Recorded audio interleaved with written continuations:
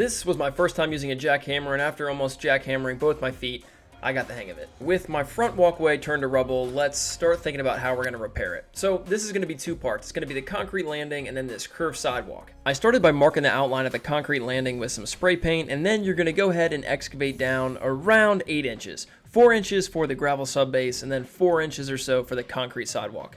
And after compacting the soil, adding the stone, compacting the stone, I built the concrete forms using some 2x6 and 1x6 lumber, staked it in place, made sure it was square, and then filled the entire form area up with some concrete. We mixed all the concrete by hand using a drum mixer, which was, if I'm being honest, a nightmare. After letting it dry, we removed the forms, and I started prepping the area for the curved sidewalk. And to build the curved forms, I had the guys at Home Depot rip down 4-inch strips of hardboard so that I could get the curvature I wanted. Now, because I had a bunch of issues with that initial pour and the mechanical mixer binding up, I almost broke down and ordered concrete to be delivered, but I came across this product called the mud mixer, which we used for this pour. So we filled the entire form area with concrete, screeded everything smooth, used an edging trowel around the edges to give us a rounded edge, and then finished the surface using a finishing trowel, and then gave it the final broom finish before adding a couple control joints to hopefully control where the concrete cracks in the future, if it ever does.